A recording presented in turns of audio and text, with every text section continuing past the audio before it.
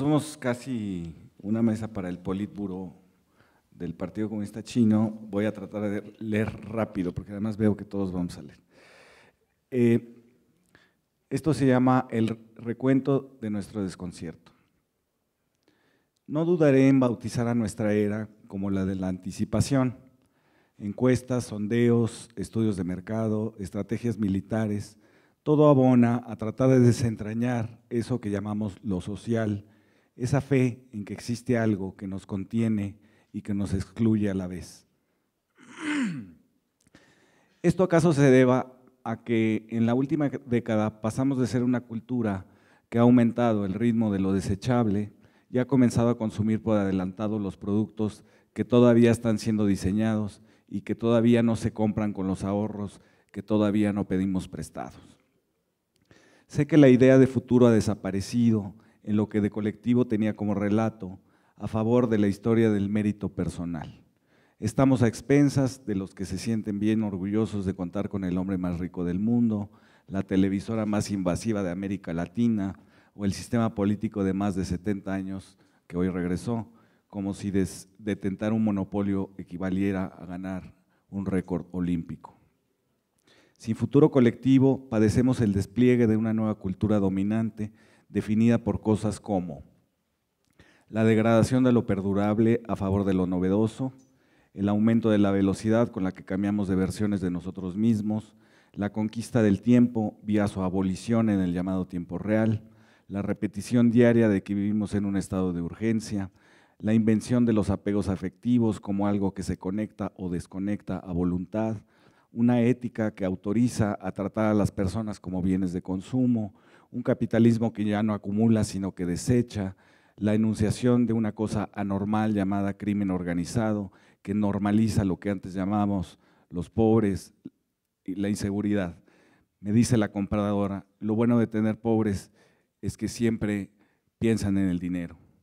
La declaración de guerra contra enemigos omnipresentes que carecen de finales visibles, el amaciato entre poder y autoridad desde las empresas hasta la presidencia de la República, en la que todos dependen de la publicidad, es decir, no de lo realizado, sino de lo no planeado, el fin del prestigio personal a favor de la notoriedad, una incertidumbre material que nos permite demonizar a alguien que proponga menos injusticia, el fin de la perseverancia y la paciencia, el comienzo de lo superficial como profundidad sucinta, una subcultura de la potencia donde se nos vende la posibilidad de ir a 300 kilómetros por hora en ciudades que están embotelladas o tocar 3000 canciones en un trayecto de metro.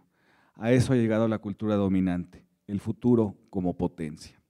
Lo dominante es una anticipación de algo que no vamos a hacer, es la iPodización de la cultura, listados, la cultura de las listas, el top 10 de atrocidades, accidentes, dictadores, animales en extinción. El aquí y el ahora explican tanto a los gobernantes que quieren que sus familias saneen las finanzas de Pemex depositándolas en sus cuentas, como a los sicarios que toman por la fuerza lo que el mercado se supone que jamás les daría, aunque mañana se mueran en una ejecución o en un enfrentamiento a balazos. Sin futuro ni personal ni colectivo, sin relato posible de la velocidad, ¿cómo testimoniar la aceleración del coche que es el siglo XXI sin caer en una inercia? Sin versiones coherentes entre la fogata, solo nos queda la anticipación de lo que jamás nos hará felices. Pero hemos descubierto otras vías de la vida social. Es la resistencia cultural. Es la resistencia cultural que sabe que lo dominante no se sostiene porque sea mejor, sino porque crea la ilusión de que no hay de otra. La resistencia cultural tendría ahora una forma de manifestarse de acuerdo a la nueva forma de lo dominante. Reescribir, de preferencia burlarse del discurso oficial y evitar fabricar productos que terminarán siendo mercancías. Es conocido el doble riesgo de tratar de crear una resistencia cultural. Si entra de lleno en la política puede terminar inaugurando otro poder, incluso quizás más arbitrario que el que ayudó a desfondar. Y por supuesto el de terminar en forma de camiseta, siendo una moda desechable como el resto de los bienes consumibles. La partidización de los movimientos de resistencia es solo una forma de inercia y a veces de la violencia y hasta del terror. Y de otra forma, el otro peligro para la resistencia es convertirse en una mercancía, en forma de camisetas, en forma de eslogan publicitario, en forma de programa de televisión. De esta forma veo los últimos movimientos de resistencia cultural.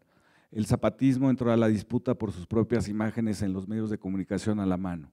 Creó primero una estética de la invisibilidad para singularizar un discurso sobre los excluidos. El pasamontañas obedeció más a una teatralización de los invisibles que al anonimato de un grupo guerrillero. Sin lugar, apenas soportados por palabras escritas en comunicados, los zapatistas inauguran la disputa por el espectáculo en los medios, la visibilización de la pobreza y el racismo en el México, que era la sexta economía del mundo. Tras la marcha a la Ciudad de México comienza un proceso inverso y toman un lugar físico. Eso los desaparece y los desvanece. Ellos que con la invisibilidad lideraron un cambio cultural que se les debe todavía y que sería la abolición del racismo. El otro movimiento que disputó su propia representación en los medios fue el de la APO en Oaxaca. Tomaron las estaciones de radio como si fueran barricadas. Se adelantaban así a la consabida táctica del poder político en México contra todo movimiento social. Primero aplastarlos a base de difamaciones y luego justificar el envío de la policía con gases lacrimógenos, balas de goma y el abuso sexual como intimidación. Pero el ejercicio de defensa en la APO de Oaxaca era propiamente con base en la palabra hablada. La APO, más que actuar, habló y habló y habló. Recomendó, aconsejó, agitó, debatió las posibilidades más inverosímiles, desde la caída del gobernador Ulises Ruiz hasta crear una república autónoma socialista. Pero fue un ejercicio que reclamó su lugar en el espectáculo de lo social con base en la palabra difundida. Con las estaciones de radio en manos de cualquier persona, se anunciaba ya el uso de las redes sociales de Internet. Pero antes de abandonar ese nuevo cambio en la resistencia cultural, me gustaría hacer un alto para tratar de explicarme lo sucedido en una década. Creo que lo común entre ambos movimientos que se producen como espectáculo entre el 94 y el 2006 es la disputa por el tiempo. Si el EZLN le aplica a todos los interesados el llamado tiempo indígena, es decir, el del ciclo agrícola o la paciencia para terminar una vasija, la APO le infringe el obstáculo o le infringió el obstáculo del retén a la ciudad de Oaxaca, del rollazo en la radio durante todo el día. Son resistencias al tiempo dominante, al de la aceleración que desecha bienes y como si lo fueran a personas, pueblos, códigos, miradas, regiones enteras del país. Con las nuevas resistencias culturales se abren temporalidades alternativas a las de la publicidad y las del mercado, pero solo por un instante, aunque siempre se logran. Después, la misma trituradora de la cultura dominante de la anticipación los pone en el rango de lo pasado. Pasado, pero no resuelto, dirían los perspicaces. Y es que el asunto que me parece destacable es que ambos movimientos cometieron el error de verse como permanentes y en un espacio físico, no fugaces y en la disputa por el tiempo.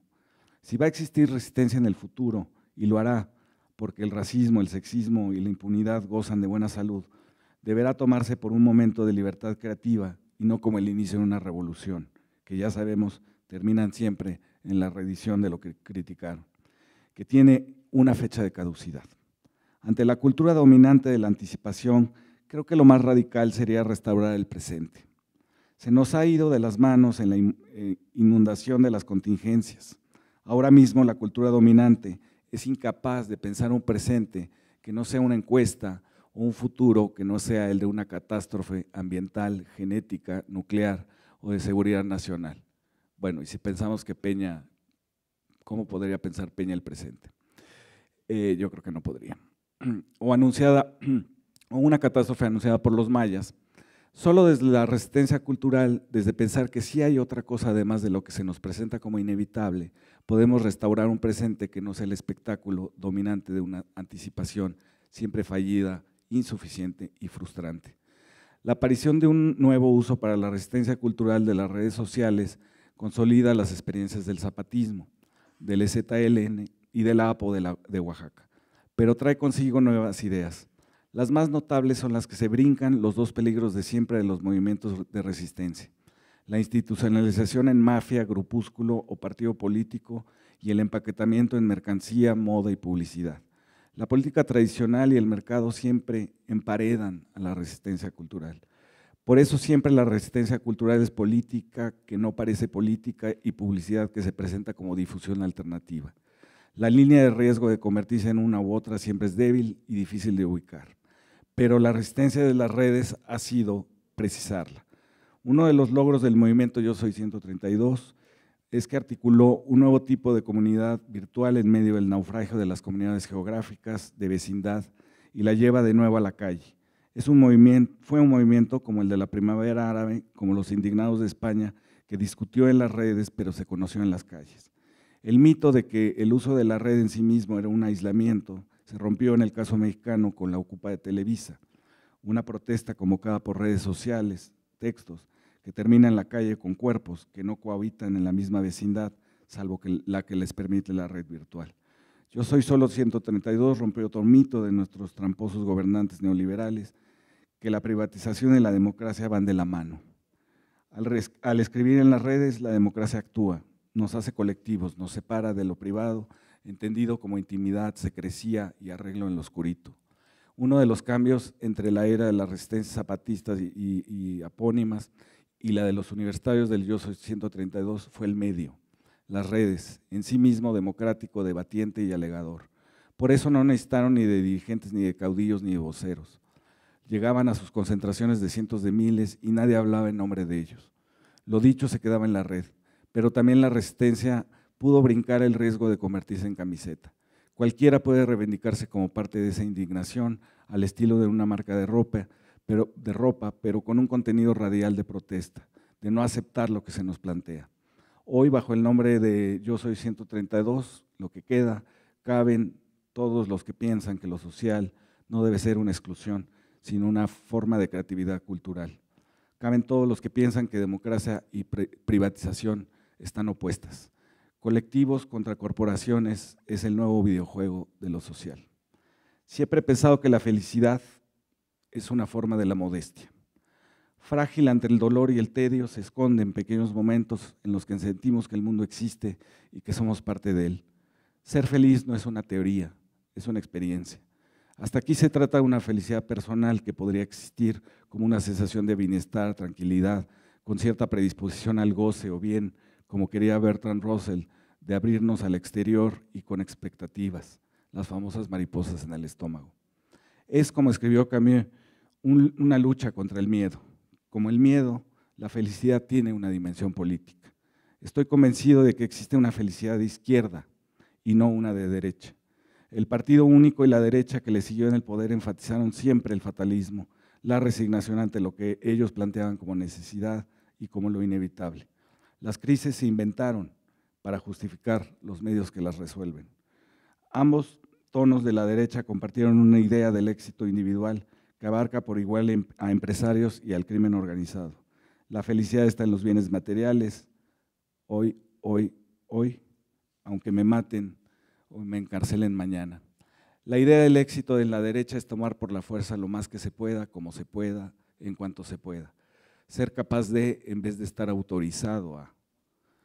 No importa realmente si es un cártel legal o ilegal, ni si el objeto del deseo es un jet privado, el yate, la casita de Malinalco, o un arma con cacha de diamantes, o una candidatura. Para los que no estamos dispuestos a usar la fuerza, las derechas solo nos proponen resignación. La idea de la felicidad conservadora se detiene en la libertad de elección individual. Nunca estarán dispuestos a aceptar que la alegría de vivir puede residir en no tener hijos, en ser gay, en desnudarse en público, en morirse cuando uno lo decida. Todos los estilos de vida posible hoy ponen en juego ese valor de la vida biológica contra la vida cultural. La felicidad es, como escribió Sartre, una sensación de que somos todos igual de frágiles. Y justo esa es la felicidad de la izquierda. No enfatiza lo que nos separa, sino lo que nos une. La felicidad no es posesión, sino una hermana del absurdo, un orden simbólico, una idea de lo que queremos como colectividades. Cuando se habla de la falta de proyecto nacional, estamos extrañando aquella idea de Jean Baudrillard que veía a las naciones como dimensiones heroicas. Las sociedades anhelamos, nos esforzamos, logramos o fracasamos. Somos colectividades ficcionales. La derecha le tiene pavor a esa dimensión de la felicidad de la izquierda. la de un sentido colectivo en el tiempo y que tiene un fin. Para ellos la alegría de vivir dependería de los esfuerzos solitarios y por eso les preocupan que los desfalcos de la bolsa de valores no se confundan con los de los narcotraficantes. Pero para la izquierda esa dimensión solo puede ser cultural, nunca criminal. Por eso creo que la felicidad de izquierda no puede quedarse en la debilidad de la compasión o en una ética laica sin una reserva de sentido a la cual dirigir todas nuestras esperanzas. Es una fuerza de la narrativa, es absurda y nos ilusiona frente a nuestra propia fragilidad. La felicidad que merecemos está hoy más que nunca del lado de los ciudadanos, de su capacidad de ilusionarse colectivamente en algo que por fortuna nuestra siempre es insuficiente. Y así regreso a mi idea inicial del tiempo. Las corporaciones utilizan la anticipación como una forma de excluirnos y quitarnos la felicidad. Ellos nos dicen, ustedes no caben, ustedes no pueden tener empleo, no pueden tener educación. Es más, ustedes ya son demasiados, confórmense con sobrevivir. La resistencia de los colectivos por venir, la de las redes sociales, las de los campamentos de gente que antes no se conocía, refunda el presente como instantaneidad. La reacción que permitan las redes ante cualquier acto arbitrario será instantánea, será una construcción del presente. Por eso le llamo desconcierto a este nuevo presente colectivo, o si quieren, social, porque el poder ya solo tiene la anticipación como encuesta o como catástrofe para obligarnos a obedecerle.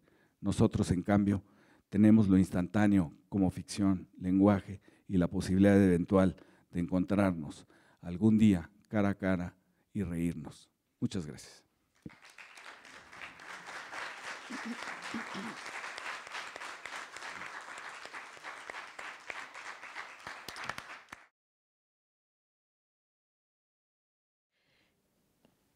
He titulado mi trabajo El ardiente amanecer del mundo, poesía de izquierda en México, y es la versión reducida que me costó mucho trabajo, de un trabajo mucho más amplio que entregué hace un poco más de un mes para que se publique en la enciclopedia de la izquierda mexicana, que es de la cual este proyecto es parte o viceversa.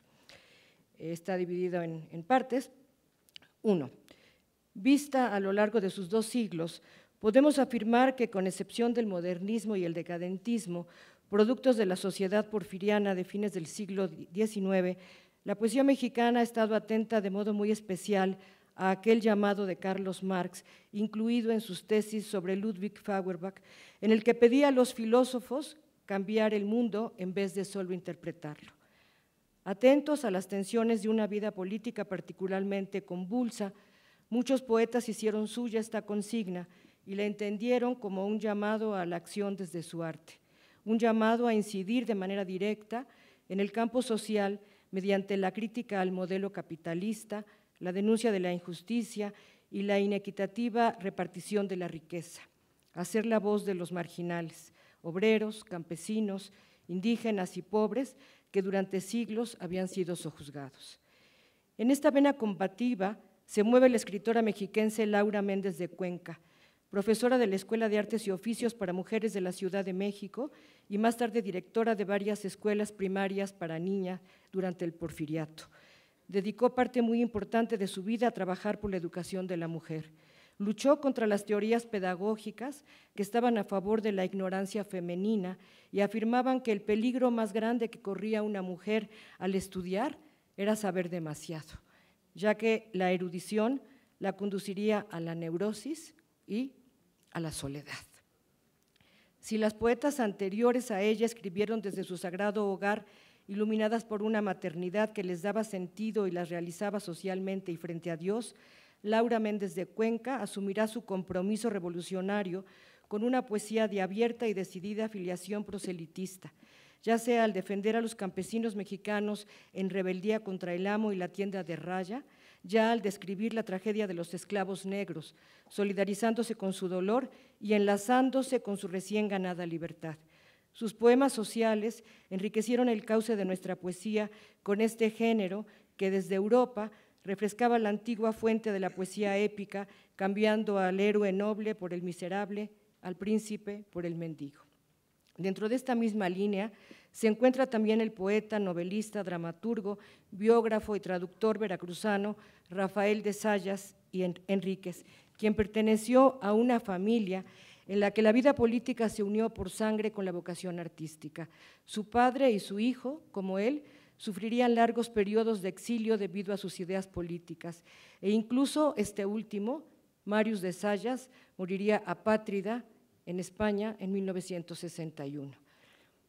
Porfirio Díaz le quitó la nacionalidad, estando él en Nueva York. Fue después de hacer una exposición que podríamos decir totalmente contemporánea, porque al mismo tiempo era un performance con un caricaturista, perdón,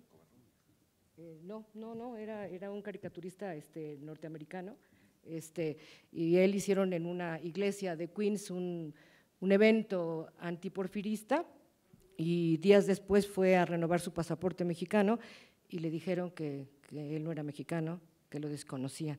Màrius nunca tomó otra nacionalidad, ¿sí? Vivió en Estados Unidos y finalmente se asentó en España, en donde murió, repito, en 1961, y no fue hasta hace muy poco tiempo que regresó a México por la Puerta Grande. Su obra estuvo en una exposición en el Museo Nacional. En 1903, Rafael de Zayas da a la imprenta su libro Poemas Sudras, el cual puede considerarse un antecedente de la poesía social y de protesta que se escribiría muchos años después. Armados con un estilo completamente alejado del modernismo, que por esa época lo inundaba todo, esta obra de Zayas, sin embargo, rescata la raíz convulsa de los movimientos finiseculares, articulada mediante la sencillez y la claridad de su lenguaje. Si bien muchos de sus poemas, en especial aquellos relativos al orden religioso, pueden considerarse antisistémicos debido a su intento por desacralizar los valores de la sociedad burguesa, sería exagerado afirmar que la producción literaria de esta etapa tuvo intereses de reivindicación política, aun cuando su exploración estética intentó llevar el marco social del momento hacia límites mucho más progresistas. Rafael de Zayas vivió mucho tiempo en Europa. Su padre, que había sido desterrado, se lo llevó a Europa, estudió en Alemania, era uno de los pocos románticos mexicanos que hablaba perfecto el alemán. Altamirano dice en un texto que es la esperanza de que la literatura mexicana rompa sus fronteras y sus límites por sus grandes conocimientos. Estuvo viajando lo desterraron muchísimas veces, tenía un periódico en el puerto de Veracruz y decía lo que no debía decir y a cada rato salía. Cuando regresó durante los últimos años de Porfirio Díaz, Díaz lo llamó y le dijo: usted es el único que me puede decir qué pasa realmente. Le pido que vaya a la parte de las montañas, a las fábricas textiles de la zona de Orizaba y me diga qué pasa. De Zayas le escribió un texto, cuando ya estaba tomando el barco para refugiarse en Nueva York, diciéndole: señor, hay una revolución en ciernes, una revolución moderna a la que no la va a parar nadie. Si usted quiere no pasar a la historia como del lado de los malos, renuncie. Y pues ya había comprado su boleto porque sabía que Díaz no le iba a hacer caso. Y también él murió en Nueva York. 2. Habría que esperar al surgimiento de las vanguardias para encontrar una poesía que fuera de la mano de un pensamiento político determinado. Con la publicación en 1921 de Actual, hoja de vanguardia, coprimido estridentista de Manuel Maples Arce, líder espiritual del grupo al lado de Arqueles Vela, Germán Liz Arzubida y Ramón Alba de la Canal, arranca la primera etapa de este movimiento vanguardista, la cual incluyó la creación de la revista Irradiador en 1923 y la publicación un año antes de uno de los mejores poemas del autor veracruzano, Urbe, superpoema bolchevique en 5 cantos. Esta es, antes está la portada de Horizonte, del número de Horizonte que contiene Urbe. Cualquier comparación, cualquier semejanza entre la imagen visual, la imagen gráfica de este encuentro, de este coloquio, y la de los estridentistas en el Veracruz de los 20, no es mera coincidencia, ¿verdad? Este es el poema, la primera y la última página, y la portada fue al inicio del número de Horizonte en el que se publicó Urbe. El movimiento en esos años Profesa por todos lados su consigna, comillas, la acción rápida y la subversión total. Según palabras del propio Maplesarse, dejando en claro su propuesta de un nuevo lenguaje rebelde, antiacademicista, sorprendente. El estridentismo se reconocía hermano de las vanguardias europeas, del futurismo italiano de Tommaso Marinetti, Filippo Tommaso Marinetti, del ruso de Vladimir Mayakovsky, con quien además los estridentistas tuvieron relaciones personales cuando este último visitó México, del ultraísmo español y del dadaísmo internacionalista. Para alcanzar sus objetivos, su finalidad estética, a los estridentistas les era necesario cambiar, trabajar las materias primas de otra manera, con nuevos instrumentos. En la plástica se acercan al cubismo y a la abstracción. En la poesía modifican la imagen, proponen nuevas formas. Ansiaban incidir en la transformación de la realidad a partir de la creación de una nueva estética. Publicado en 1922, Urbes será uno de los momentos más altos de la estética estridentista. Desplante épico de la fiebre sexual de las fábricas, el poema es la consecución de la simultaneidad fundada en la poesía mexicana por José Juan Tablada en su Nocturno Alterno, cuyo escenario serán los distintos planos que componen la ciudad misma, el sistema nervioso de su cableado, el plano espacial en que se entrecruzan enloquecidos los referentes. Walt Whitman, William Turner, el romanticismo caníbal de la música yanqui, la pasión amorosa y, por supuesto, la pasión política. Esa ciudad internacional que sirve como destinatario y materia prima del canto, con sus imágenes yuxtapuestas, novedosísimas y carentes en gran medida de una realidad que no sea la propia furia de su avance hacia una lejanía jadeante de civilizaciones. Apología de la industrialización del mundo, el poema es a un tiempo heredero de Whitman, quizá el autor que más ha influido sobre el imaginario de la poesía de la izquierda latinoamericana, desde Pablo Neruda hasta Ernesto Cardenal y de Mayakovsky. Un objeto lingüístico en el que cabe todo, desde la percepción desenfrenada que parte de la poética misma, hasta el grito por la masa, pasando por la denuncia de los burgueses ladrones, que ahora se pondrán a temblar por los caudales que robaron al pueblo. Si el estridentismo se erige como un movimiento político-estético sofisticado, la obra de Concha Michel, una poeta casi desconocida desafortunadamente hasta ahora, abordará la problemática social desde otro frente. Fue una mujer legendaria en el panorama cultural mexicano. Tras un viaje a la URSS, hecho con el fin de conocer cómo era la vida de las mujeres comunistas, en el que se hizo amiga de Alejandra Kollontai, de Nadia Krupskaya y de Clara Zetkin, Concha Michel regresa a México para dedicar su vida a sus dos grandes pasiones, la militancia política y la lírica popular. Es la gran folclorista de México. Grabó más de 3,000 canciones de indígenas, o sea, ahora que estamos en un intento de recuperar lo intracultural o intercultural, lo que se quedó guardado en los pueblos, en la tradición de cada región y de cada pueblo originario, tendremos que volver la mirada a Concha Michel, que hizo un trabajo extraordinario viajando por todo el país con su pequeña grabadora en los años 30. Novelista, poeta, dramaturga y activista política, a Concha Michel le debemos gran parte de la memoria de nuestra lírica popular. Maplesarse, su gran amigo, la describe como una folclorista que navegaba en el mismo barco de los grandes artistas del arte moderno de México, que en esa época compartían el manifiesto interés de muchos músicos y escritores de la vanguardia internacional. Federico García Lorca, entre los más sobresalientes, por las expresiones del arte popular, principalmente la poesía y la música. De esta misma intuición estética surgen los 3 únicos libros firmados por Michel en cuanto a poesía se refiere: Corridos Revolucionarios, publicado en 1938, Cantos Indígenas de México, y Dios Nuestra Señora, de 1966, dedicado a Aurora Reyes y a Octavio Paz, a quien se refirió como gran poeta y autor de la verdadera filosofía de la chingada. Hay 3 grandes voces femeninas en la poesía mexicana que intentaron configurar a la divinidad como mujer. La primera fue Concha Michel, a quien nadie o casi nadie leyó. La segunda es Aurora Reyes y la tercera Enriqueta Ochoa. Contemporánea de Concha Michel, Lázara Ameldiu, seudónimo de María de la Luz Lafarja, amiga personal del presidente Cárdenas, colaboró con su gobierno en la Secretaría de Educación Pública y continuó trabajando en la misma dependencia hasta su tardía jubilación. Publicó a partir de 1947 por lo menos 20 títulos de poesía, principalmente plaquettes, también absolutamente olvidadas y desconocidas.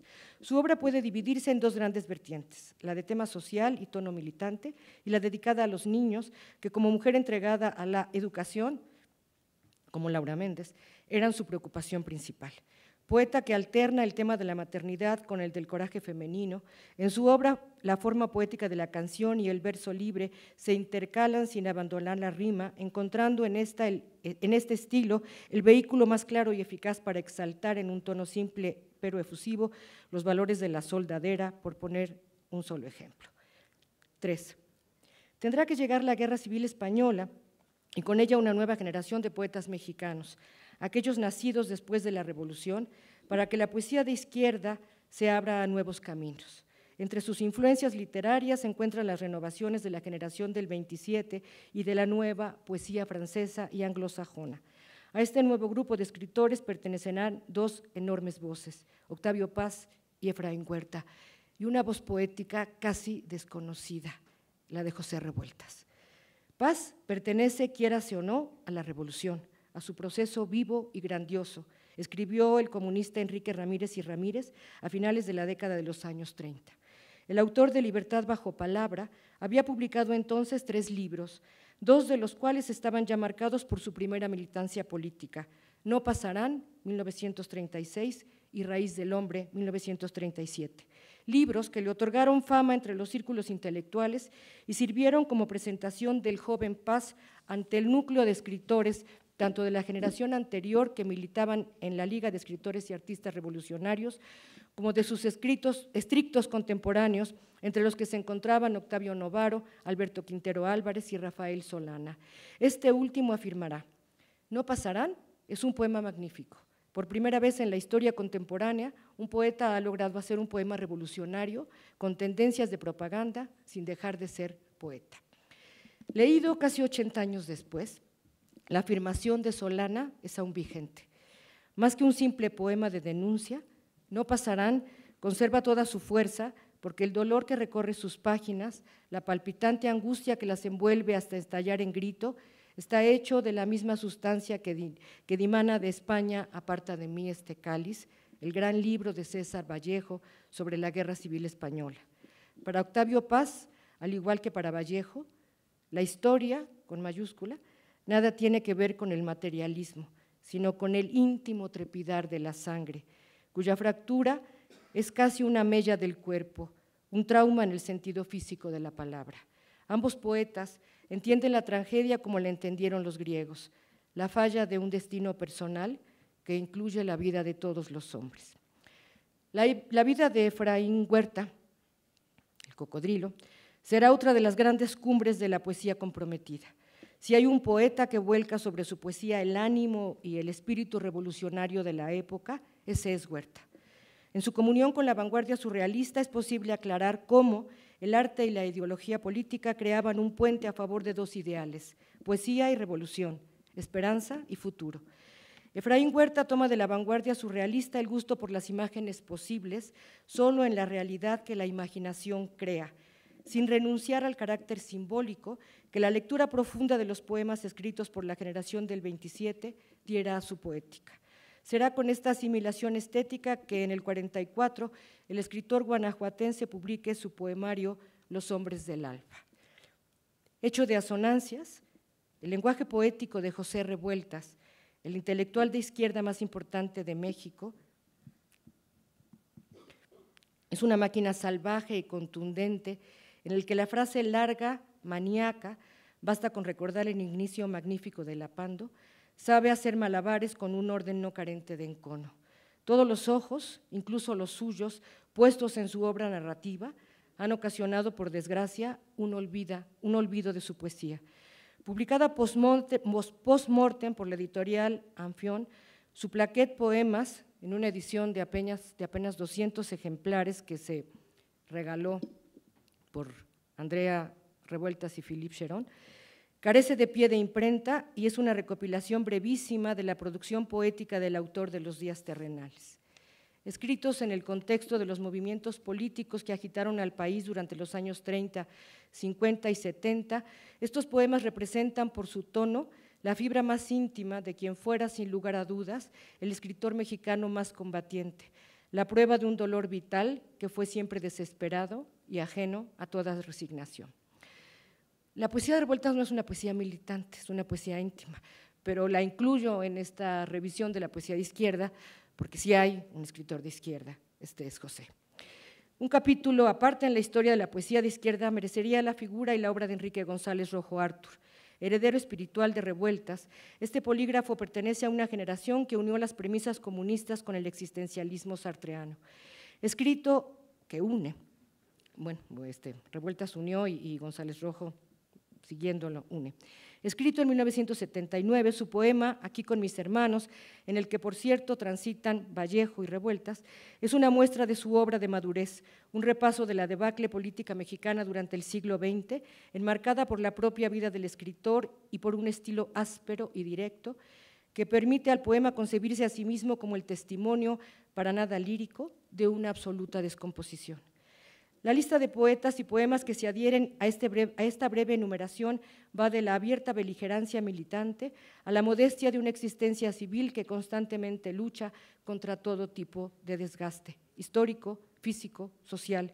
Por ejemplo, en la obra poética de José Emilio Pacheco o en el testimonio 78ista que encuentra en el poema No consta en actas de José Bañuelos, una de sus versiones más logradas, al que seguiría el desencanto político existencial de los 70 de poetas como Carlos Montemayor, para quien eventos claves como el asalto al cuartel Madera en Chihuahua, la masacre de Tlatelolco y el levantamiento del Ejército Zapatista de Liberación Nacional fueron hilos con los que tejió una poética de la memoria histórica, donde la tradición grecolatina y las luchas sociales coinciden con el mundo indígena. 4. A casi 100 años del grito triunfalista a la ciudad insurrecta de Manuel Maples Arce y de la subsecuente caída del gobierno de Heriberto Jara como gobernador del Veracruz posrevolucionario, la frontera entre las diversas izquierdas que alguna vez fue infranqueable se ha ido transformando hasta convertirse, en el peor de los casos, en unas siglas que luchan por el poder y en el mejor, en la defensa y o lucha contra quien en el actual panorama mundial él es el peor enemigo de lo humano, el capitalismo neoliberal, ese rey Midas del tráfico contemporáneo que ha roto fronteras y creencias para convertir incluso a los seres humanos en moneda de cambio. Frente a este panorama, en el que, como anunciara un conocido verso de nuestra tradición vernácula, la vida no vale nada, Javier Sicilia renunció a la palabra poética después del asesinato de su hijo Francisco. Yo, por mi parte, me atreví a franquear la frontera de la crítica académica y, convirtiendo mi pluma en una lanza, una cruz de madera y el tallo de una rosa marchita, hilvané mi maternidad mutilada con versos robados a múltiples poetas en el diario que me vi forzada a blandir como escudo frente al abismo después del asesinato de mi hija Irene Méndez y de mi yerno Fuad Hakim por el crimen organizado en Jalapa el 8 de junio de 2010.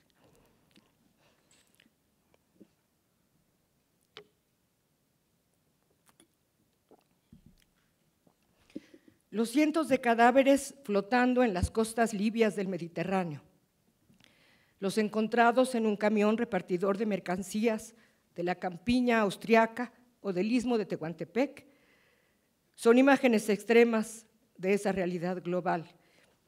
Frente a este locus que no conserva ningún rasgo de amenus, la voz poética de los mexicanos busca, como en el caso de Feli Dávalos, traigo un poema de Feli, pero un fragmento, pero no pensé que leerlo tal vez quitaría mucho tiempo, así es que está aquí. La cercanía de la prosa busca, como en el caso de Feli Dávalos, la cercanía de la prosa y de la canción vernácula también.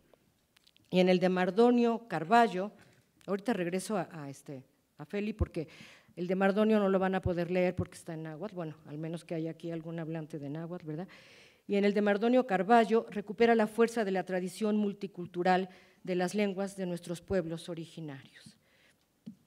Si como ejemplo de la barbarie contemporánea se han destruido las huellas de lo humano en el patrimonio tangible de la ciudad de Palmira hace unos días, tendría que desaparecer nuestra especie para que se silenciara su voz. En el México más reciente, el de la desaparición de los 43 normalistas de Ayotzinapa, han surgido proyectos colectivos que recuerdan al romancero de la Guerra Civil Española. 43 poetas por Ayotzinapa, coordinado por Jesús González Alcántara y Moisés H. Cortés Cruz, libro en el que participan 43 poetas, entre otros María Maranda, Saúl Ibargoyen, Óscar Oliva y Enrique González Rojo Artur, y 43, Una vida detrás de cada nombre, coordinado por Ernesto Castañeda, Enrique Padilla y por mí, en el que participan más de 43 escritores, mucho más de 43 escritores, con textos de géneros diversos, entre los que destaca entre múltiples voces de jóvenes autores, la mayoría son autores jóvenes, estudiantes de diversas universidades, escritores que apenas han publicado, la voz poética de Eduardo Milán, a quien agradezco muchísimo su generosidad para participar en este proyecto de la UB. La poesía mexicana de izquierda es antes que nada la prueba de una resistencia. En un país que ha hecho del abuso un juego cuyas reglas se renuevan cada 6 años, la poesía ha quedado como el testimonio de una eterna voluntad por no ceder al autoritarismo, a la barbarie a la que tantas veces se refirió José Emilio Pacheco. Aunque no siempre abiertamente politizada, la poesía de izquierda en México ha sabido escuchar el llamado de la historia y estar a la altura de las circunstancias. Prueba de ello son los momentos sintetizados en el presente, las páginas que he leído, donde puede apreciarse que han hecho de la denuncia y la utopía sus dos armas más evidentes. Los poetas mexicanos y sus poéticas nos recuerdan que la tragedia es tan posible como la esperanza. Gracias.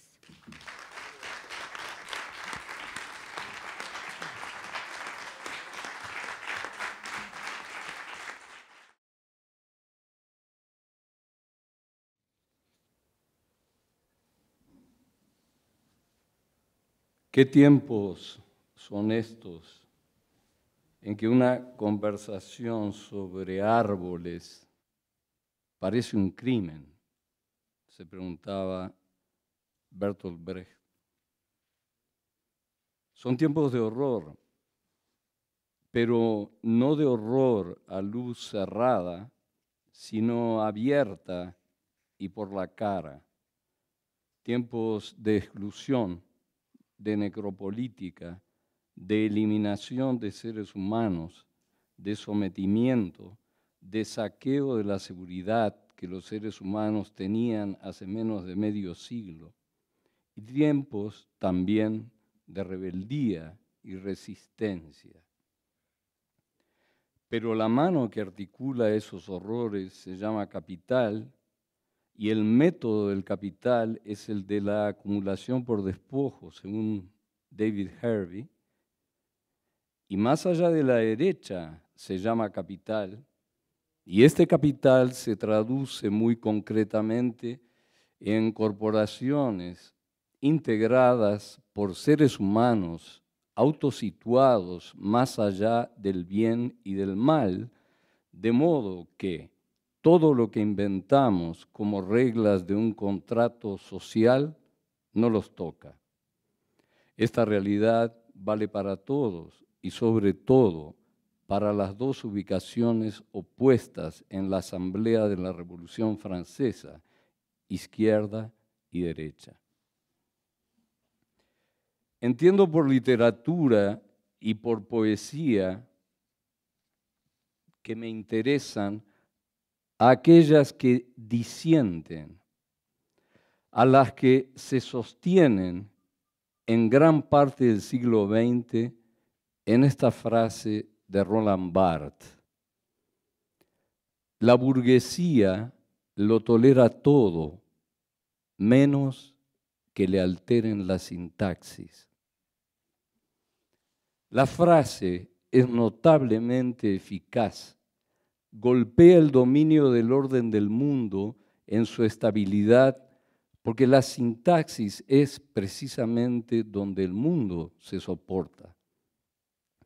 Las vanguardias estético-históricas, un fenómeno europeo con características universales, cumplieron con ese cometido de perturbar la paz de la mala conciencia burguesa.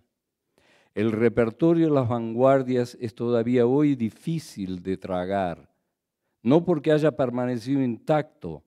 La influencia formal de las vanguardias perdura aún en aquellos que detestan a las vanguardias como un mal momento o una broma de la cultura europea y latinoamericana. La contribución formal de las vanguardias en el siglo XX y en el XXI, y esto parece una paradoja, es como la realidad de los capitales actuales.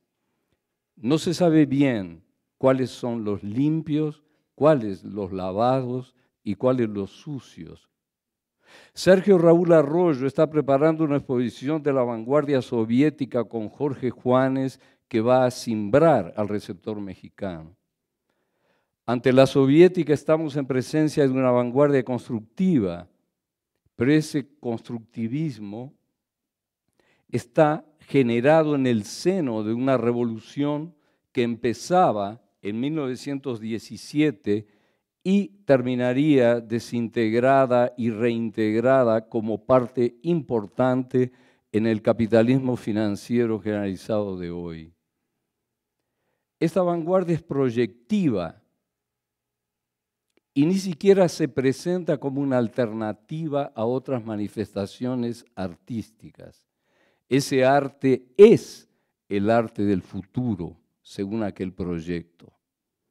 Hoy, el arte en general, si realmente quiere tocar algún nervio humano no cómplice de la situación mundial sumida bajo el dominio del capital, parecería que debe volver a su fase negativa, la fase que liga precisamente las dos cuestiones tocadas por Barthes: la mala conciencia de las figuras de la aceptación sistémica y el orden del mundo.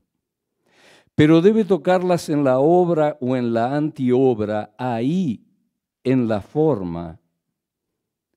Solo que, y eso lo explica Franco Moretti de manera notable en su libro El burgués entre la historia y la literatura, ya no existe aquel burgués al que se refería Barthes. Aquella figura de renta estable, consumidora de cultura, bien pensante, muy elogiada por Marx, aunque perturbada por la situación de los trabajadores en las fábricas ahogadas de mujeres y niños de la Revolución Industrial, se desintegró a lo largo del siglo XX en una serie de subtipos, en una multitud subtipo que lucha por sobrevivir y sobrevive en mucho de lo que la cultura de las redes sociales le ofrece, esa inconmensurable área virtual que dio lugar al régimen del trabajo cognitivo y en cuya trampa de libertad creyeron muchos talentos y muchos tontos. No pensaron, dice Franco Berardi, Bifo, que también ahí iban a ser devorados por las corporaciones transnacionales del capital. Sin embargo, aunque la figura del receptor actual no es fija ni está sentada frente a la chimenea con perro a los pies y cumbres borrascosas o Rayuela e incluso Ulises de Joyce en las manos, aquella actitud de cambiar en su cabeza el mundo de los burgueses fue efectiva en el arte del siglo XX. Émilie Brontë no era una mujer de izquierda, luchaba por su emancipación como mujer a través de la literatura. Cortázar tenía, como se dice, su corazoncito en el lugar correcto, y Joyce era un pesimista con un gran sentido del humor y una libido altísima, bien encaminada hacia su mujer, felizmente. En estos ejemplos hay 3 momentos de la literatura disidente que recalcaría. 1. La fase de denuncia de la sociedad clasista de la época victoriana. 2. La fase negativo-constructiva de la obra abierta en Rayuela. Y 3. La fase negativa destructiva de Joyce. Los 3 ejemplos son de alta eficacia en su momento.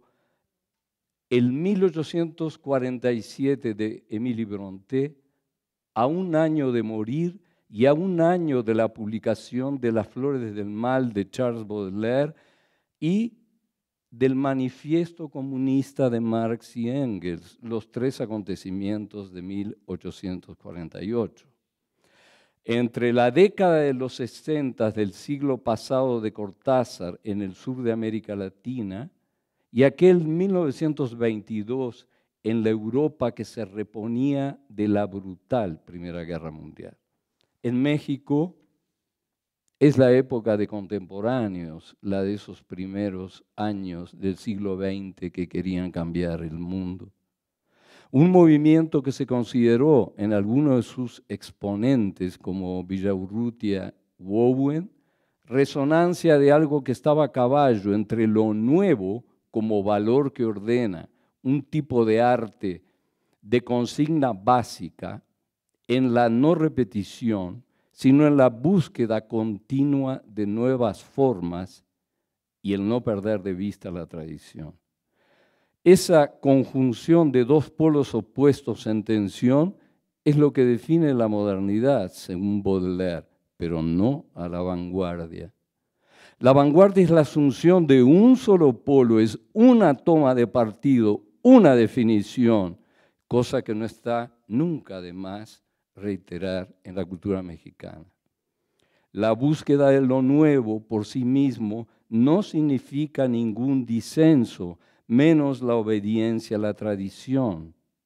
Yo no olvido al estridentismo, un movimiento ciertamente de vanguardia, ni a Ulises Carrión, subestimado por la visión crítica legitimante, característica de la literatura mexicana del siglo XX, salvo las excepciones conocidas, de las que nombraría 3, José Revueltas, en ficción, Jorge Aguilar Mora, en crítica, y por supuesto, Carlos Monsiváis. Monsiváis, por si fuera poco, es el autor más desafiante en un género que se presta a muchos enredos y malentendidos, la crónica. Monsiváis es un revolucionario formal de la crónica. Nadie que yo sepa en México, antes que él, colocó al lector en jaque frente a una escritura que rompía los diques de contención de su propio tema y se iba continuamente por las ramas. Monsiváis es como Juan Gabriel, canta en prosa. Pero vuelvo a la poesía. En general, se sitúa a la obra de Octavio Paz, que toca la experimentación como ejemplo de una vanguardia lograda, es decir, formalmente impecable, arquitectónica a la manera de las construcciones de larga duración. Me pregunto si hay, teóricamente considerada, una vanguardia lograda. Peter Bürger, en Teoría de la Vanguardia, dice que la desembocadura natural del arte de vanguardia es su disolución en la práctica social. O sea, la vanguardia es un arte en acción que contribuye a la transformación del hombre y de la sociedad. ¿Qué ocurre con la vanguardia cuando lo que se produce es precisamente lo contrario de una transformación social? Ocurre lo que ocurrió. Las formas destinadas en su origen a un hombre que no se transformó en aquel proyecto ideal de hombre nuevo, fueron reelaboradas y utilizadas como otras formas más del gran repertorio del arte, unas formas cuyo uso ya no implican ningún tipo de actitud transformadora. El ingreso a la vanguardia europea en Estados Unidos es un buen ejemplo de la desarticulación del arte de vanguardia. El ingreso a la vanguardia al museo, a la institución, a la memoria archivada, a la duración y a su cuidado, lo contrario de su sentido original, pero muy cerca, por ejemplo, de Muerte sin fin, un paradigma de la poesía mexicana del siglo XX. Demoré muchos años en darme cuenta de lo que realmente representa Blanco, el poema señalado por la crítica como el poema vanguardista de Octavio Paz, escrito en 1966 en la India. Blanco, en términos poéticos, más allá de su realización impecable, representa una parodia, es decir, un canto paralelo, eso quiere decir parodia, pero cuyo otro modelo o referente no existe. En 1966 ya no hay vanguardia histórica. Me refiero a las vanguardias en relación a lo que fueron los movimientos originales y no al concepto que maneja, por ejemplo, Joseph Beuys, cuando dice que hay vanguardia siempre y en cualquier época, en las cavernas de Altamira, en el Renacimiento, en el movimiento zapatista, detrás de la montaña. Para mí, la vanguardia es un fenómeno artístico fechado, histórico, y con implicaciones de transformación social siempre. Un caso mucho más radical en la poesía mexicana contemporánea es la poesía de Gerardo Denis, una poesía de difícil recepción dado su sistema de ciptas y de autoalusiones constantes. El impacto de Denis en la recepción de poesía es más bien raro. Es lo que se llama un poeta para poetas, cuyo destino sería naturalmente un lugar marginal.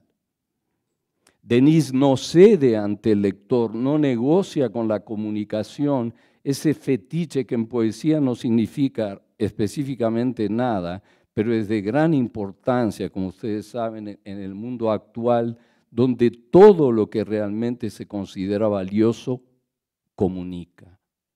La época del sometimiento, qué raro, es la época de la hipercomunicación. Denis, como todo artista radical, comunica, sí, pero su propia forma. Contrario a la marginalidad del sistema literario que prometía su práctica, Denis fue reabsorbido por el sistema literario mexicano como un poeta más, un gran poeta tal vez, cuyos ejercicios de lenguaje deslumbran. Y fin. Para acabar con la paradoja, ese gran disidente poético era muy contrario a todo ideal de izquierda. Más que de derecha, Denis era un poeta de no izquierda. Lo que quiero decir es lo siguiente.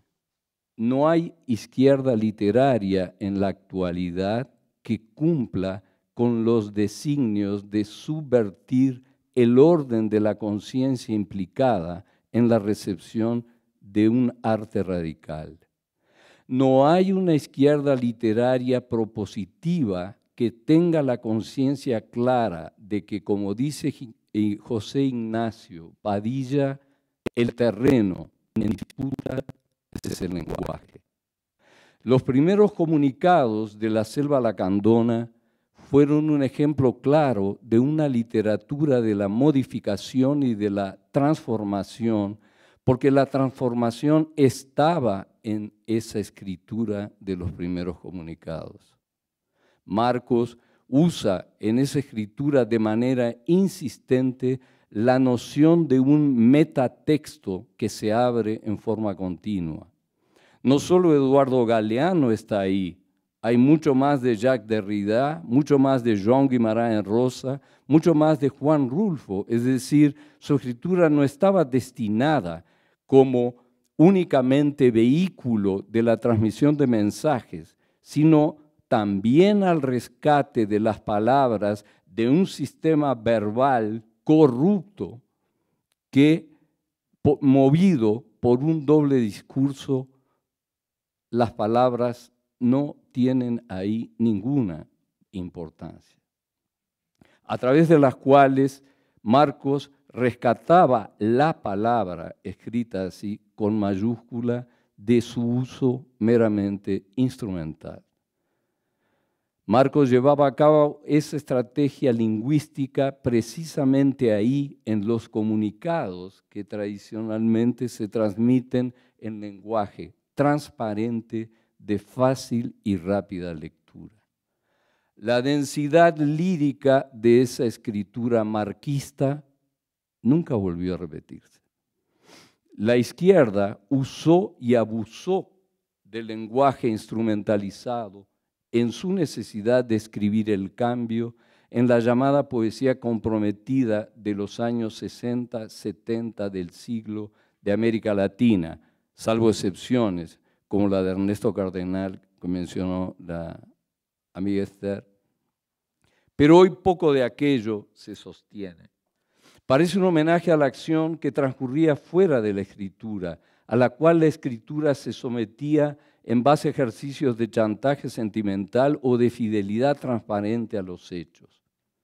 Claro que existe una literatura testimonial de excelente nivel en México y una crónica literaria de igual consistencia. Ambas están en lo mejor que se escribe actualmente en este país. Esto queda mal, lo que voy a hacer ahora, pero Fabricio Mejía, que está acá, es un ejemplo de esa excelencia. Sergio González Rodríguez, que no está acá, es otro. Pero yo hablo de ficción y de poesía.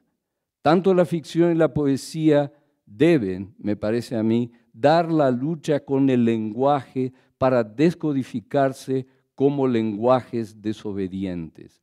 Si lo primero que se nota en la escritura es un deseo de realización de una obra que resista todas las contingencias del tiempo presente, perfecta en su acabado y monumental en su legitimación de una cultura, podemos estar hablando de una gran literatura, pero no estamos hablando de oposición a nada y mucho menos de alternativas que nos sitúen en algún espacio que recuerde en resonancia a la palabra emancipación. Se trata de colaborar con la posibilidad de hombres emancipados y no de la edificación de mausoleos. Gracias.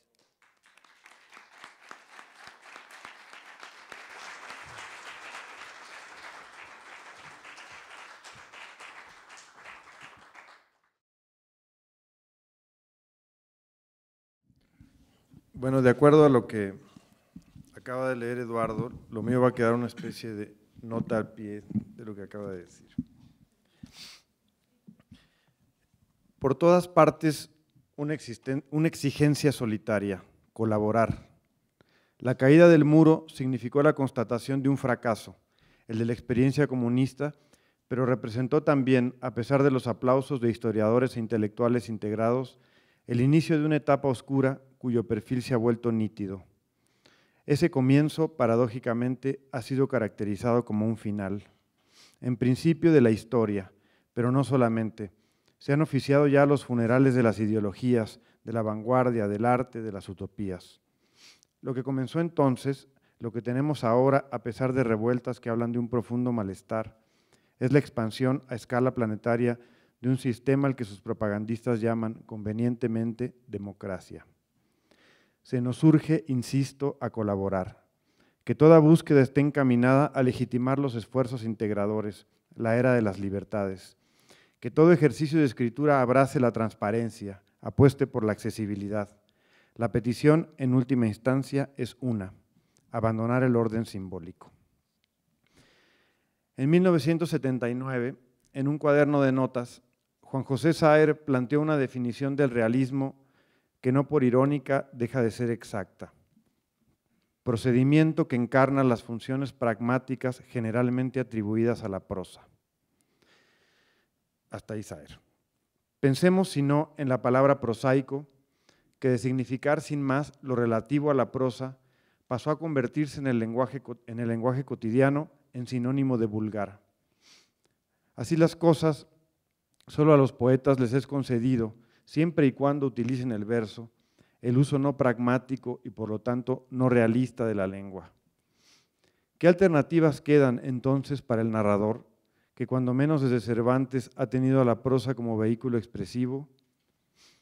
En el texto Razones, suerte de ars poética que sirvió de pórtico a la primera antología de Saer en 1984, leemos: ya no vale la pena escribir si no se lo hace a partir de un nuevo desierto retórico del que vayan surgiendo espejismos inéditos que impongan nuevos procedimientos adecuados a esas visiones, dice Saer. Para distanciarse de la proclama política, del tratado, del artículo periodístico, del manual, del eslogan publicitario, en suma, para abandonar la órbita del texto como proveedor de sentido y por lo tanto cómplice del discurso hegemónico, la prosa narrativa ha de nacer, en tanto arte, de una radical puesta en crisis. Si el lenguaje normalizado es la expresión de un mundo definido por convenciones, su perversión representa el cuestionamiento mismo del orden social. La exigencia, decía al principio, es colaborar. El medio para hacerlo, se sugiere, es la comunicación. Que el lenguaje permita, como las carreteras, los ríos o Internet, la circulación de las mercancías. Que la lectura no produzca fricciones, no deje a su paso sedimentos, no genere desperdicio.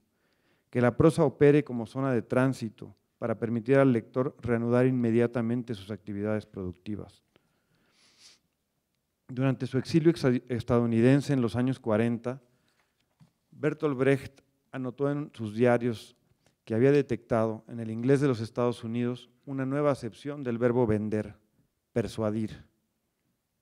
Ziffel, el personaje de Diálogos de Refugiados, explica que en ese país las ideas son entendidas como mercancías. Sabemos muy bien que lo que ocurre en el imperio termina por ocurrir en los territorios subalternos. ¿O acaso no hemos oído ya ese uso de vender en este país? El capital ha moldeado la lengua, ha convertido al verbo en una especie de divisa en el sentido monetario del término. La cuestión es que en ese nuevo estatuto del verbo, que circula de manera indiscriminada por las carreteras de la información, un fenómeno ingresa al lenguaje, la inflación. Franco Berardi, alias Bifo, ha hablado por ello mismo de semioinflación, que define como la necesidad de más signos, palabras e información para comprar menos significado. Lo que decimos, lo que escribimos, lo que narramos, cada vez significa menos. Walter Benjamin detectó el fenómeno muy tempranamente en su célebre ensayo El narrador de 1936. En la sección 6 escribe: con el predominio de la burguesía, uno de cuyos instrumentos más importantes en el alto capitalismo es la prensa, surge una forma de comunicación que, por más remoto que sea su origen, nunca antes había influido de manera tan determinante sobre la forma épica como tal, pero ahora lo hace claramente. Y así queda claro que esta nueva forma de comunicación no es menos ajena a la narración que a la propia novela, siendo más peligrosa para la primera, al tiempo que provoca la crisis de la segunda. Esta nueva forma de comunicación es lo que se llama información. Más adelante, el pensador alemán añade: la información nos asegura poder ser examinada de inmediato. Por eso se presenta en una forma perfectamente comprensible. Claro que a menudo la información no es más exacta que el mensaje de los siglos pasados, pero mientras que éste se recreaba en lo extraordinario, para la información es imprescindible sonar a plausible, cosa que la hace incompatible con el espíritu de la narración. De este modo, si el arte de narrar se ha vuelto infrecuente, la difusión de la información tiene una decisiva responsabilidad en tal hecho. Benjamin cierra la explicación con una idea capital. La mitad del arte de narrar consiste en mantener cualquier historia libre de explicaciones. En un sentido más amplio, Jean-Luc Nancy lo ha expresado de este modo: el arte más grande es el arte que conserva suspendida y retenida toda conclusión en la significación o la interpretación, y que abre de nuevo la experiencia del pensamiento. Resulta difícil no relacionar estas ideas de Benjamin y de Nancy con lo que Jacques Rancière planteó a finales de los años 80 en El maestro ignorante, el efecto embrutecedor de la instrucción, la desigualdad de las inteligencias implícita en la noción de explicación. ¿Puede el narrador ser un narrador emancipado y por ello mismo emancipador? Rancière responde con absoluta claridad: el artista necesita la igualdad como el explicador necesita la desigualdad, y así dibuja el modelo de una sociedad de razón, donde incluso aquello que es exterior a la razón, la materia, los signos del lenguaje, es atravesado por la voluntad razonable, la de relatar y la de hacer que los demás experimenten lo que nos hace semejantes. Hasta ahí Rancière. Y si la labor del narrador en tanto artista fuera entonces producir un cortocircuito, pervertir el uso administrativo, mediático, comercial de la lengua, en el magma indiscriminado de información producido por el régimen comunicativo, la sintaxis es, una vez más, el campo de batalla.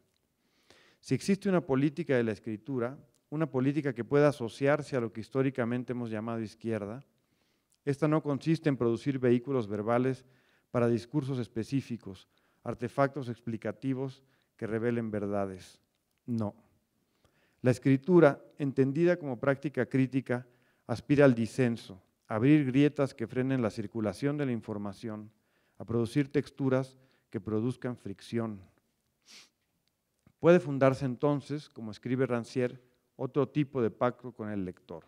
Lo cito: la comunicación razonable se funda en la igualdad entre la estima de sí y la estima de los otros. Trabaja en la verificación continua de esa igualdad. Lo que llamamos hecho estético, eso que Borges describía como la inminencia de una revelación que no se produce, es precisamente la verificación de la igualdad. Nuestra inteligencia se reconoce en la inteligencia del artista. Se entiende ahora por qué fracasa desde la perspectiva estética la llamada literatura comprometida. Lo que falla es el objetivo del compromiso, y Sartre no escapó a esa confusión al liberar a la poesía de la responsabilidad del discurso comunicativo y prescribir, en contraste, una prosa al servicio de la representación. Se opera, si se sigue esa idea, de manera idéntica al sistema, solamente alterando los contenidos. La narración queda reducida a vehículo, a espacio de circulación. Se acepta que la palabra sea divisa, que el lenguaje se inserte en el intercambio económico. En la medida en que esa lógica se reproduce, el fenómeno de la semi-inflación se prolonga en el tiempo. Las palabras, a las que Beckett llamaba manchas en el silencio, no alcanzan. Por ello adquiere relevancia el modo en que Bifo incorpora un término financiero, insolvencia, al campo literario. Se trata de la incapacidad de pagar una deuda simbólica que además no reconocemos, la habitual conversión neoliberal de las crisis privadas en pérdidas públicas. Y aquí hagamos un paréntesis para mandar un saludo a los camaradas griegos. ¿Se puede escribir entonces una prosa insolvente? ¿Acaso no podríamos entender de ese modo los momentos inventivos de la narrativa, al menos desde Flaubert y Souvobar y Pécuchet? ¿O qué es el Ulises de Joyce? He dicho que se nos exige colaborar, que se nos demanda comunicar, porque es muy simple lo que se pretende: extender tanto como sea posible la tradición de la novela decimonónica, es decir, del relato realista. Lo que el realismo perpetúa no es otra cosa que la aceptación del mundo que se nos ha heredado.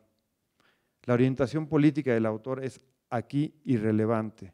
Quien revolucionó la novela fue el señorito Proust, no los realistas socialistas con su naturalismo de temática progresista. La comunicación es la forma de la producción capitalista en la que el capital ha conseguido someter total y globalmente a la sociedad a su régimen, suprimiendo todo camino alternativo. Escriben en Imperio Hart y Negri. ¿Cómo sustraer a la literatura de la lógica comunicativa, entonces? Habría que pensar en formas de producir interrupciones, interferencias, fricciones. Piénsese en la noción de ruido, comúnmente asociado a lo indiscernible. No es más que un conjunto de sonidos cuya organización, al resultarnos desconocida, produce perplejidad, malestar perceptual. Y si las prosas innovadoras operaran de la misma manera, en tanto plantean una lógica que en un principio resulta ininteligible, pienses en la técnica del cut-up de Burroughs, donde nuevos sentidos surgen de la colisión de frases sin relación aparente, poniendo al lector en el umbral de la disonancia cognitiva. Su aspiración era escapar al ámbito del control, donde el régimen comunicativo tiene un papel preponderante y dentro de él la noción de transparencia. A partir de estas lecciones, contra la idealización romántica de la potencia del verbo, Tikkun plantea en la hipótesis cibernética la estrategia de lo que ellos o él llama la insinuación. Cito a Tikkun. Seguir los quiebros y requiebros del pensamiento, las palabras errantes que me conquistan a la vez que constituyen el terreno baldío donde vendrá a establecerse su recepción, jugando con la relación del signo con sus referentes, sirviéndose de los clichés en sentido contrario, como en la caricatura, dejando al lector acercarse, la insinuación hace posible un encuentro, una presencia íntima entre el sujeto de la enunciación y los que se conectan al enunciado. Si la transparencia, carente de ambigüedades, deja pasar la luz, ¿por qué resulta que todo lo que circula mediante esa noción es en última instancia ocultador? Burroughs lo entendió bien. Ese tipo de comunicación es unilateral, es decir, no se sostiene en la igualdad de las inteligencias. El narrador que resiste es aquel que radicaliza sus estrategias contra la representación realista. Llegados aquí, sinteticemos. No existe una literatura de izquierda, en tanto la literatura posee una política propia y el término mismo izquierda tiene un origen parlamentario ajeno a la historia del arte de escribir. Existe una política de la escritura, pero esta podría caracterizarse como la lucha por la ampliación de lo decible y de lo visible. Solo eso puede hacer un escritor, abrir posibilidades sensibles. Una narrativa auténticamente radical, por tanto, no es la que utiliza la prosa como un vehículo para inculcar la buena nueva en la mente del lector, al que concibe como alguien que ha de ser instruido. Una narrativa auténticamente radical trata al lector como su igual, cuestiona las jerarquías heredadas en el centro de su representación, el lenguaje. De ahí la disonancia, el efecto de la lectura friccionada. No sorprende entonces que Novela como Nube de Gilberto Owen produzca un efecto desestabilizador del que Los de Abajo de Mariano Azuela carece. Pero tampoco sorprende que José Revueltas, marxista, sea en diversos pasajes un prosista del disenso, no por sus temas, por su escritura. La literatura mexicana del siglo XX tuvo una extraña fascinación por el clasicismo, por la palabra justa. La de los últimos 15 años ha seguido esa tradición del pudor, pero entonces y ahora han existido voces que sospechan de la corrección. Hace falta escribir una historia alternativa de la literatura mexicana. Se trataría, antes que de un relato militante, de una historia disonante. Gracias.